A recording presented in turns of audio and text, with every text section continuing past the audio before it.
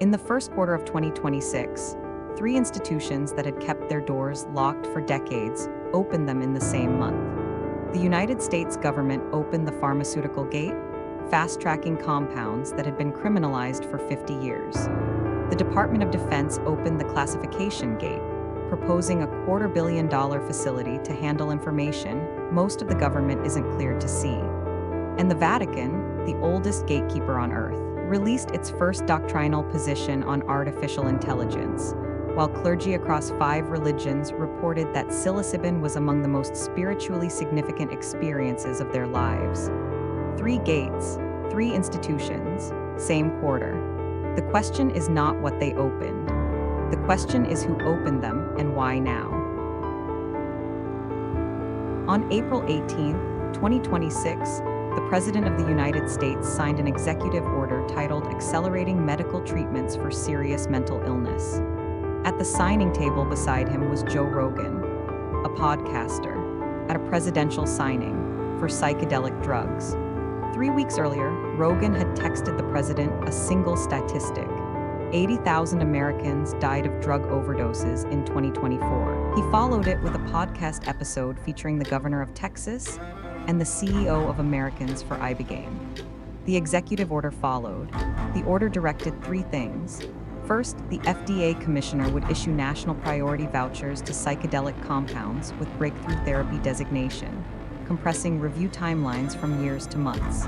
Second, $50 million through ARPA-H would fund federal-state collaboration on psychedelic research. Third, the Attorney General would initiate rescheduling reviews for any compound that completed Phase 3 trials. 6 days later, the FDA acted. 3 companies received the first priority vouchers ever issued for psychedelic treatments: Compass Pathways, synthetic psilocybin for treatment-resistant depression; Uzona Institute, psilocybin for major depressive disorder; Transcend Therapeutics, methadone for PTSD. 60-day review windows, not years. Days, the DEA had already moved. In January, the final rule for 2026 production quotas raised psilocybin to 50,000 grams, up 67% from the previous year. 5-MeO-DMT jumped to 30,000 grams, up 173%. Methadone went from 5,200 grams to 30,000, a 477% increase.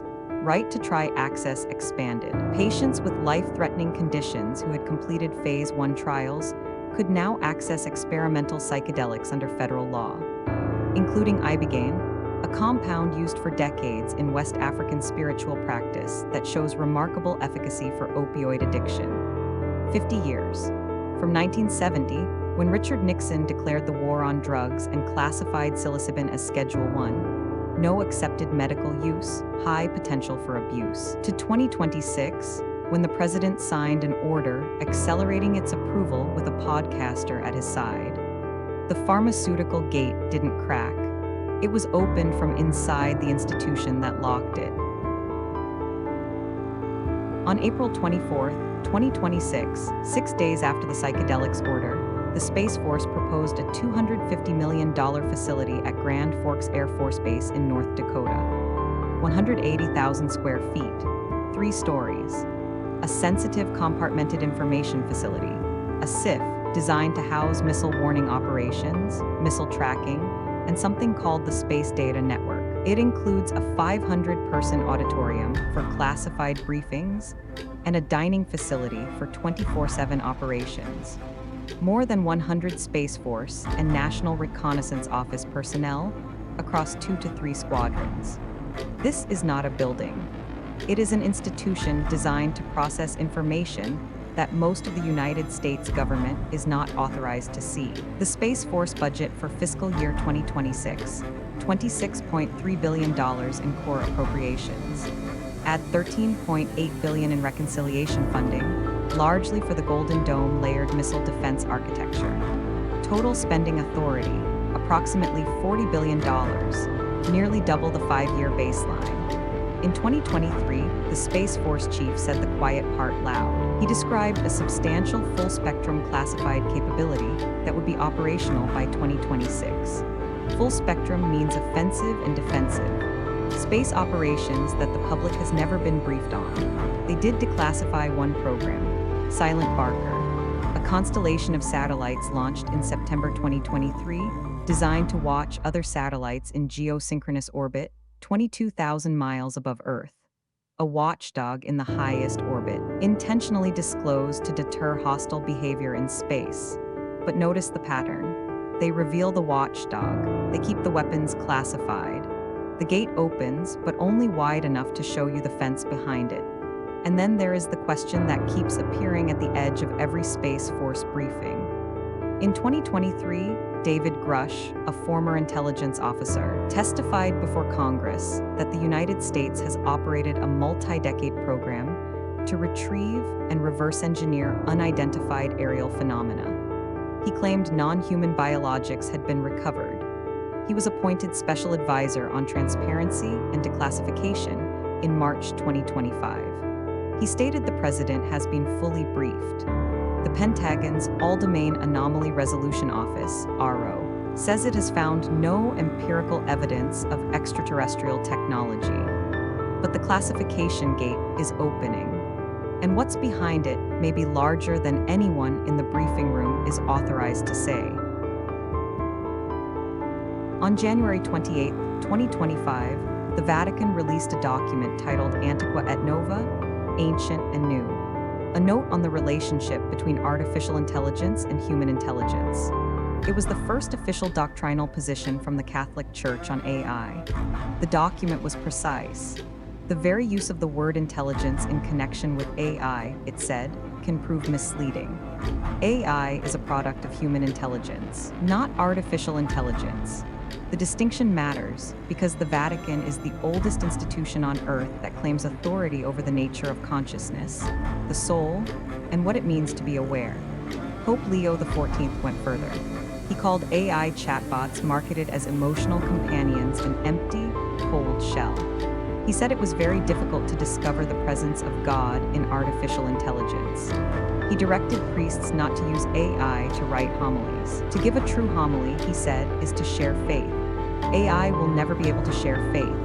But while the Vatican was drawing its line, declaring AI a tool, not a mind, something else was happening in the space between religion and chemistry. In 2025, the results of the first major study of psychedelics among multi-faith clergy were published. 4 rabbis, a Catholic priest, Protestant ministers, a Muslim leader. They were given psilocybin in controlled sessions. 79% reported that the experience enriched their prayer, their sense of the sacred, their spiritual efficacy. 96% rated the psilocybin sessions among the top 5 most spiritually significant experiences of their entire lives. Clergy, people who have spent decades cultivating connection to the divine through prayer, ritual, and discipline. And 96% of them said a molecule did what decades of practice had been reaching for. Rabbi Zach Kamenetz founded an organization serving Jewish communities interested in psychedelics. Reverend Hunt Priest founded a Christian psychedelic organization. Sugra Ahmed, a Muslim leader, founded a bridge organization for Islamic communities. In May 2025, the Gaia Church in Spokane, Washington, received the first DEA religious exemption for ayahuasca ceremonies. The religious gate is not opening from the Vatican. It is opening from the congregations, from the clergy themselves, from the people who went through the door and came back saying, "This is what we've been praying for." 3 institutions, 3 gates. The government that criminalized consciousness opened the pharmaceutical door. The military that classified the sky proposed a building to handle what it found there. The church that claimed authority over the soul watched its own clergy report that a molecule delivered what prayer had promised. Same quarter, April 2026. The question is not whether the gates are opening, you can see the light. The question is whether what comes through them was always there, waiting on the other side, or whether the act of opening the gate is what creates what's behind it. Next episode, the settlement, XRP, RLust, CBDC. The financial meter doesn't just crack, it gets replaced.